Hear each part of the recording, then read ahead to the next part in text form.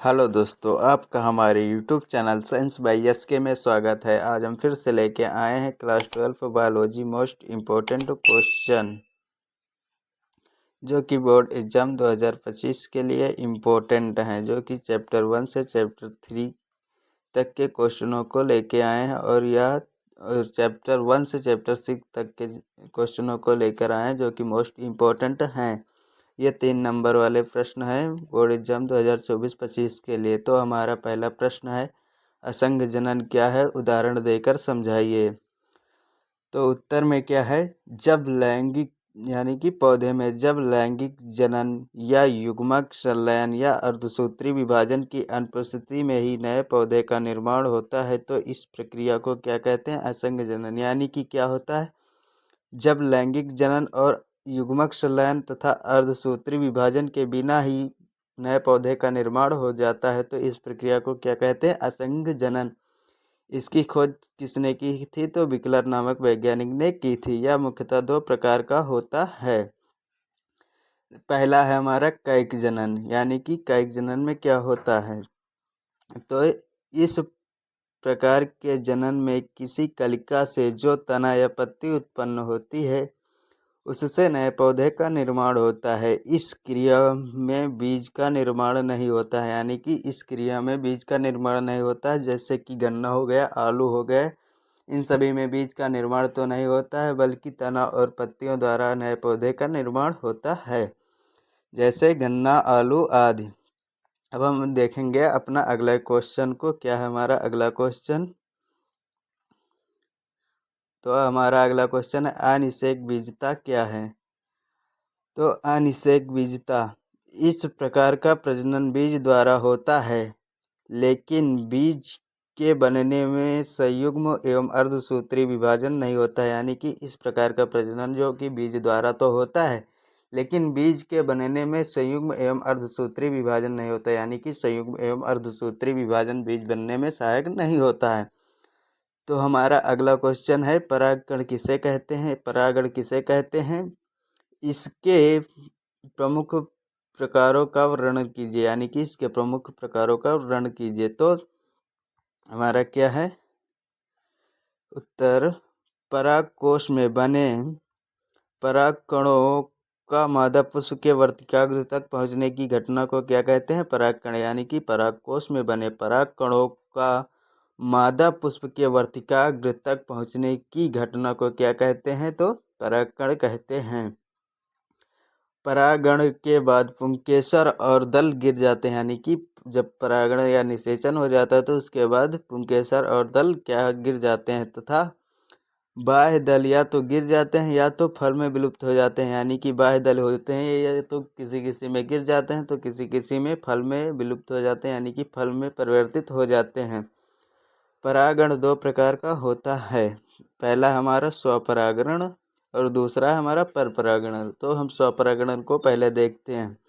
इसमें क्या होता है, जब किसी एक पुष्प के यानी कि जब किसी एक पुष्प के परागकण इसी पुष्प के वर्तिका अथवा यानी कि जैसे एक पुष्प होता है, तो उसी पुष्प पर क्या परागकण हो जाते हैं, तो इसे स्वपरागण कहते हैं। अथवा उसी पुष्प के यानी कि उसी पौधे के किसी दूसरे पुष्प पर परागकण जाते हैं, तो उसे भी स्वपरागण कहते हैं। अथवा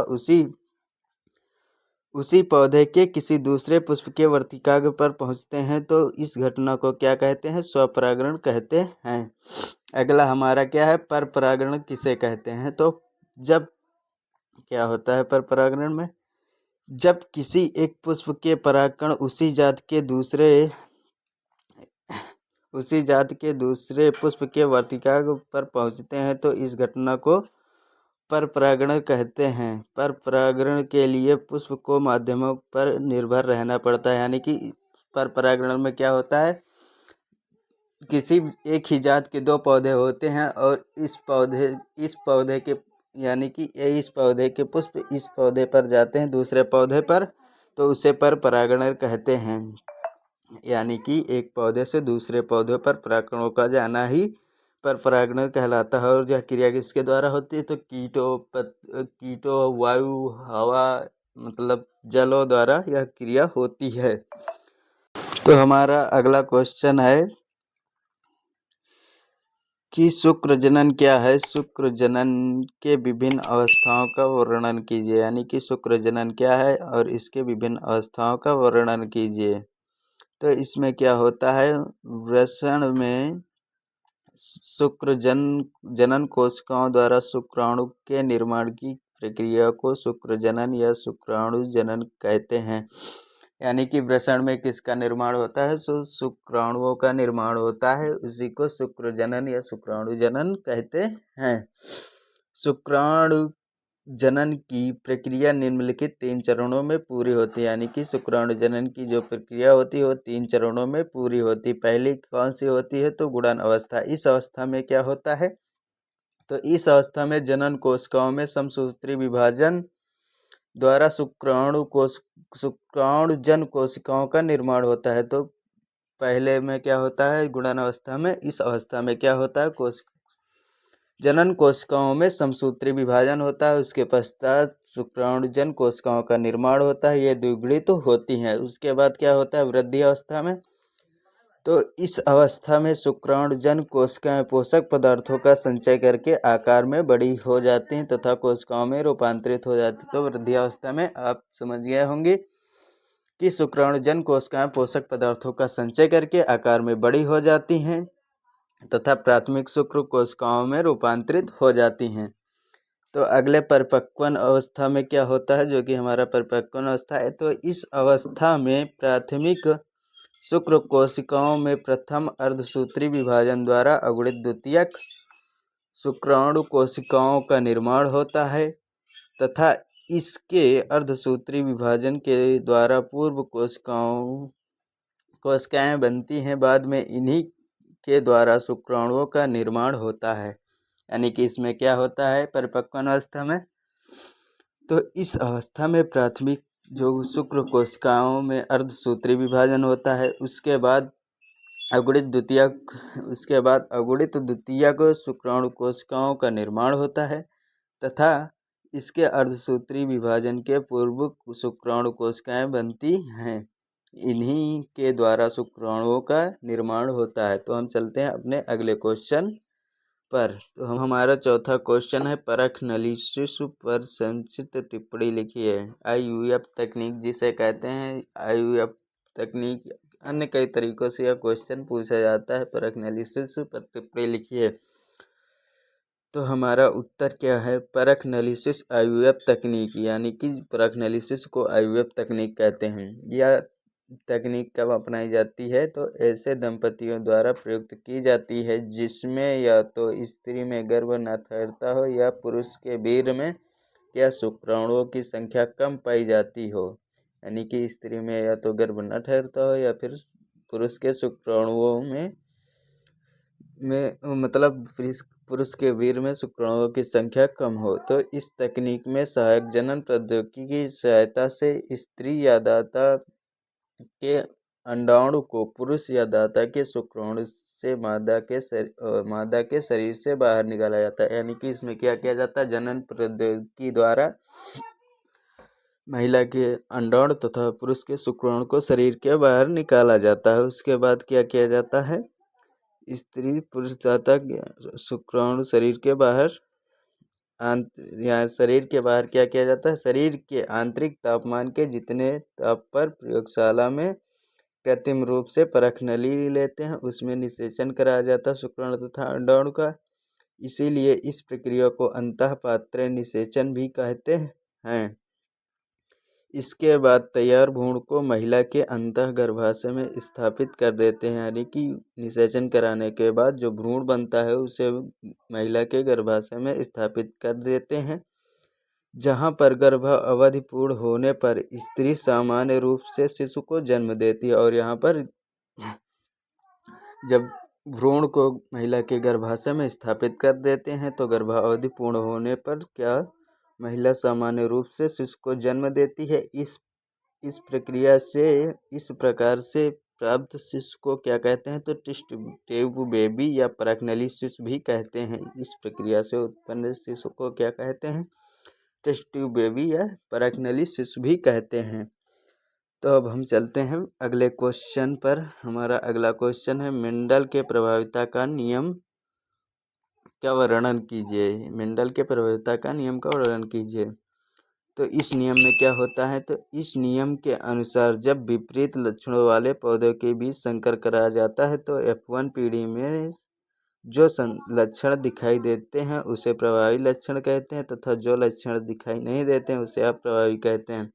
तो इस नियम के अनुसार क्या होता है, जब विपरीत लक्षणों वाले पौधों के बीच संकर कराया जाता है तो F1 पीढ़ी में जो लक्षण संतान में, यानी कि जो F1 पीढ़ी होती है उस संतान में जो लक्षण दिखाई देते हैं उसे प्रभावी लक्षण कहते हैं, तथा जो लक्षण दिखाई नहीं देते उसे अप्रभावी लक्षण कहते हैं। जैसे हम ले लेते हैं, एक तरफ शुद्ध लंबा पौधा तथा दूसरी तरफ शुद्ध बौना पौधा, तो इन दोनों के बीच संकर कराया जाएगा तो इससे प्राप्त पौधे क्या होंगे, संकर लंबे होंगे। तो संकर लंबे में टी क्या होगी, प्रभावी होगी, और ये अप्रभावी होगा शुद्ध बौना। यानी कि संकर लंबे है तो इसकी वजह से क्या होगा, यहाँ पर जो क्या होगा, तो टी प्रभावी होगी। अब हम चलते हैं अपने छठवें क्वेश्चन पर। वीडियो पसंद आ रही तो प्लीज़ वीडियो को लाइक, यदि अभी तक चैनल को सब्सक्राइब नहीं किया तो प्लीज़ चैनल को सब्सक्राइब करें। हम चलते हैं अपने छठवें क्वेश्चन की ओर।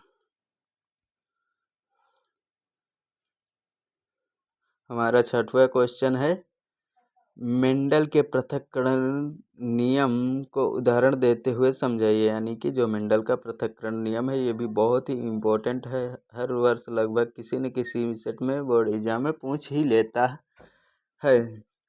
तो चलिए हम इस नियम को भी देखते हैं। इस नियम के अनुसार किसी जीन अवयव युग्म निर्माण के समय एक दूसरे से अलग हो जाते हैं, और क्या होता है, एक युग्मक में जीन युग्म का एक जीन पहुंचता है, अर्थात युग्मकों की शुद्धता बनी रहती है, इसीलिए इसे युग्मकों की शुद्धता का नियम भी कहते हैं। यानी कि इसमें क्या होता है, किसी जीन के अवयव युग्मक निर्माण के समय एक दूसरे से अलग हो जाते हैं, और उसके बाद क्या होता है, एक युग्म जीन युग्म का एक जीन पहुंचता है, अर्थात युग्मकों की शुद्धता बनी रहती है, इसीलिए इसे युग्मकों की शुद्धता का नियम भी कहते हैं।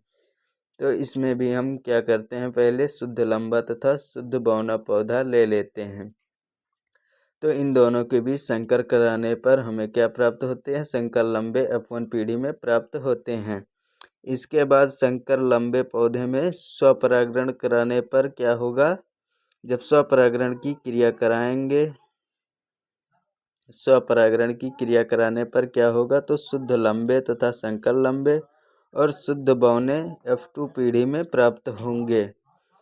तो शुद्ध लंबे जो होंगे 1 के अनुपात में होंगे, तथा संकर लंबे जो होंगे वो 2 के अनुपात में होंगे, और शुद्ध बौने जो होंगे तो 1 के अनुपात में होते हैं। तो यह भी क्वेश्चन में पूछ लेता है कि मेंडल के पृथक्करण के नियम का अनुपात लिखिए। तो क्या होता है, 1:2 अनुपात 1 के अनुपात में होता है। अब हम चलते हैं अपने सातवें क्वेश्चन पर, जो कि क्या है, मानव में लिंग निर्धारण कैसे होता है। तो हमारा उत्तर है, मनुष्य में गुणसूत्रों की संख्या 46, मनुष्य में गुणसूत्र 46 पाए जाते हैं, जिसमें 2 प्रकार के गुणसूत्र पाए जाते हैं। पहले कौन से होते हैं, तो कायिक या दैहिक गुणसूत्र, और दूसरा क्या होता है, लिंग गुणसूत्र, जिसे कि गुणसूत्र कहते हैं। तो हम देखेंगे 22 जोड़ी गुणसूत्र जो कि नर व मादा में होते हैं, तो 22 जोड़ी गुणसूत्र क्या होते हैं, नर और मादा में समान होते हैं। जो कि 22 जोड़ी गुणसूत्र होते हैं वो नर व मादा में समान होते हैं। इन्हें कायिक गुणसूत्र या दैहिक गुणसूत्र कहते हैं। जबकि एक जोड़ी गुणसूत्र जो कि होते हैं वो लिंग गुणसूत्र होते हैं, जो कि मादा में XX तथा पुरुष में XY होते हैं। यानी कि जो एक जोड़ी गुणसूत्र होते हैं वो मादा में XX तथा पुरुष में XY होते हैं। बाकी 22 जोड़ी गुणसूत्र जो होते हैं वो पुरुष तथा मादा में दोनों में समान ही होते हैं। आगे है, युग्मक जनन के समय अर्धसूत्री विभाजन द्वारा अगुणित युग्मकों का निर्माण होता है। यानी कि युग्मक जनन के समय अर्धसूत्री विभाजन द्वारा अगुणित युग्मकों का निर्माण होता है, जिसमें स्त्री में बने हुए युग्मक 22+X तथा गुणसूत्र तथा पुरुष में 2 प्रकार के युग्मक, यानी कि स्त्री में कैसे बनते हैं तो 22+X तथा पुरुष में कैसे बनते हैं तो युग्मक 22+X पुरुष में क्या होता है 22+X तो बनता ही बनता है, और साथ में 22+Y भी बनता है पुरुष में। स्त्री में सिर्फ कौन सा बनता है 22+X तथा पुरुष में 22+X तथा 22+Y गुणसूत्र दोनों बनते हैं, गुणसूत्र वाले होते हैं। तो आगे है निषेचन के समय नर से प्राप्त गुणसूत्र जब अंड से मिलते हैं तो युग्मनज, यानी कि निषेचन के समय जब पुरुष के शुक्राणु किससे अंडाणु से मिलते हैं तो क्या होता है 44+X बनता है तथा 44+XY बनता है। जब ये बनता है तो क्या लड़की का जन्म होता है, जब 44+XY का निर्माण होता है तो लड़के का जन्म होता है। इस प्रकार लिंग का निर्धारण शुक्राणु से होता है, यानी कि इसी प्रकार लिंग का निर्धारण शुक्राणु से होता है। आशा करते हैं आपको यह क्वेश्चन अच्छे से समझ में आया होगा। हम चलते हैं अपने 8वें क्वेश्चन पर। तो हमारा 8वां क्वेश्चन है कार्य के आधार पर RNA कितने प्रकार के होते हैं, वर्णन कीजिए। तो यहाँ पर उत्तर है यह अधिक अणुभार वाली एक पॉलीन्यूक्लियोटाइड संरचना से मिलकर बने होते हैं। इसकी संरचना DNA से भिन्न होती है, यानी कि जो RNA होता है वो क्या अधिक अणुभार वाली संरचना एक पॉलीन्यूक्लियोटाइड से मिलकर बना होता है, तो इसकी संरचना DNA से क्या भिन्न होती है। और इसमें डीऑक्सीराइबोस शर्करा के स्थान पर क्या राइबोस शर्करा पाई जाती है, यानी कि DNA में क्या पाई जाती है डीऑक्सीराइबोस शर्करा, और RNA में क्या राइबोस शर्करा पाई जाती है। अगला है तथा थायमीन क्षार के स्थान पर यूरेसिल क्षार पाया जाता है, यानी कि DNA में थायमीन क्षार होता है तो इस RNA में क्या यूरेसिल क्षार होता है। कार्य के आधार पर RNA कितने प्रकार के होते हैं तो 3 प्रकार के होते हैं। तो पहला हमारा है rRNA, जिसे कि राइबोसोमल RNA भी कहते हैं। तो इसी के द्वारा क्या RNA का लगभग निर्माण होता है। तो ये RNA के संरचनात्मक अणु होते हैं, यानी कि ये RNA के संरचनात्मक अणु होते हैं जिससे कि RNA का निर्माण होता है। यह कुल RNA का 80% भाग होता है। तो जो rRNA होता है जिसे राइबोसोमल RNA कहते हैं, यह RNA का कुल 80% भाग होता है। यह केंद्रक में DNA से उत्पन्न होता है, यानी कि यह केंद्रक में DNA से उत्पन्न होता है। यह राइबोसोम की रचना में भाग लेता है, यानी कि यह राइबोसोम की रचना में भाग लेता तथा प्रोटीन संश्लेषण में भी सहायक होता है। तो हमारा दूसरा कौन सा है tRNA, जिसे कि स्थानांतरण RNA भी कहते हैं। तो आगे क्या होता है हमारा tRNA यानी कि स्थानांतरण RNA में, तो यह कोशिकाओं की कुल RNA का 15 से 18% भाग होता है, यानी कि यह कोशिका का कुल RNA का 15 से 18% भाग होता है। यह कोशिका द्रव में पाया जाता है और यह विभिन्न प्रकार के अमीनो अम्लों के अणुओं को पकड़कर राइबोसोम पर लाता है, यानी कि यह विभिन्न प्रकार के अमीनो अम्लों के अणुओं को पकड़कर राइबोसोम पर भी लाता है। तो हमारा आगे क्या है mRNA, जिसे कि क्या कहते हैं तो संदेशवाहक RNA भी कहते हैं। तो यहाँ पर क्या होता है तो यह कुल RNA का 3 से 5% भाग होता है। इसका निर्माण कोशिका के DNA सांचे पर होता है, यानी कि इसका निर्माण कहाँ होता है तो कोशिका के DNA सांचे पर होता है। यह कहाँ पाया जाता है तो यह केंद्रक से आदेश लेकर राइबोसोम पर प्रोटीन बनाता है, यानी कि यह किससे इसका निर्माण कोशिका के DNA सांचे पर होता है। यह केंद्रक से आदेश लेकर क्या करता है, राइबोसोम पर प्रोटीन बनाता है। तो हम आशा करते हैं आपको 8वां क्वेश्चन भी समझ में आया होगा। हम चलते हैं अपने 9 नंबर क्वेश्चन पर, जो कि मिलर के प्रयोग का संक्षिप्त वर्णन करने के लिए कह रहा है। तो मिलर नामक जो वैज्ञानिक थे, उन्होंने क्या किया था, एक प्रयोग किया था जो कि बहुत समय पहले का तापमान टेम्परेचर था, उसी के जैसे अपनी प्रयोगशाला में उत्पन्न किया।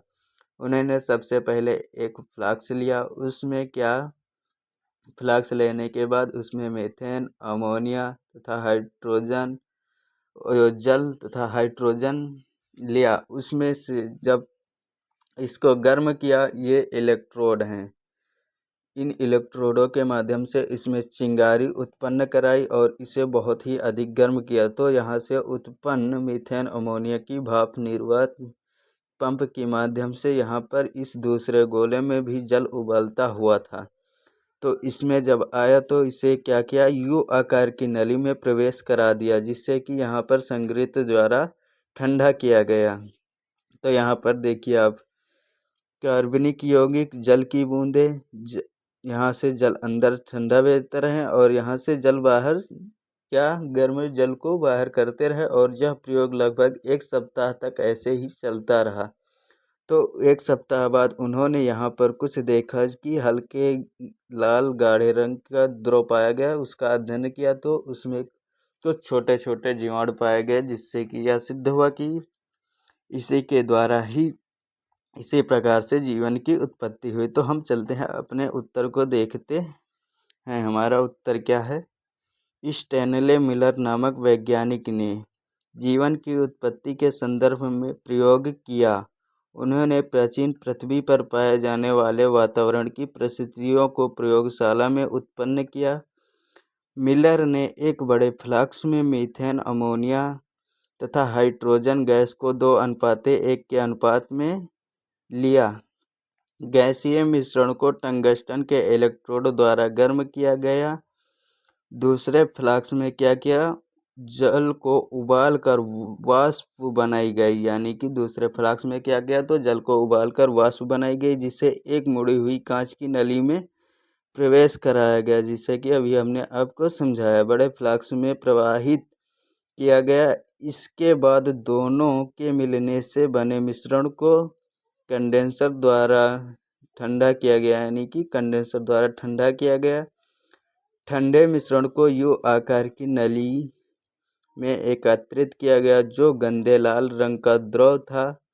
1 सप्ताह तक इस प्रकार प्रयोग को करने के बाद इसका निरीक्षण करने पर इसमें ग्लाइसिन, एलानिन नामक अमीनो अम्लों तथा अन्य जटिल कार्बनिक यौगिकों का निर्माण हो गया था।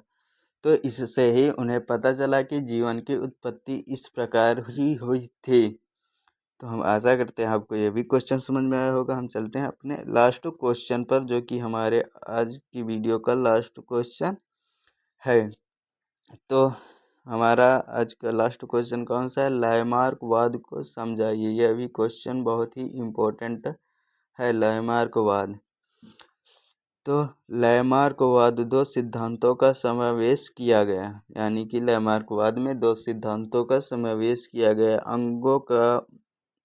अंगों का उपयोग तथा अनुप्रयोग के बारे में लैमार्क ने क्या कहा है, तो देखिए, लैमार्क के अनुसार कोई भी जीव जिस अंग का अधिक क्षमता के साथ उपयोग करता है, उस अंग का विकास और वृद्धि तथा जिस अंग का उपयोग नहीं करता है, वह धीरे धीरे विलुप्त हो जाता है। इनका कहना क्या था कि जब कोई भी जीव क्या करता है, जिस अंग का अधिक क्षमता के साथ उपयोग करता है, तो उस अंग का अधिक विकास और वृद्धि होती है, और जिस अंग का उपयोग नहीं करता है, वह धीरे धीरे नष्ट हो जाता है। तो यह जो अंगों का उपयोग तथा अनुप्रयोग था, यह कुछ हद तक तो सही था, लेकिन जो उपार्जित लक्षणों की वंशागत का नियम था, यह उनका गलत था।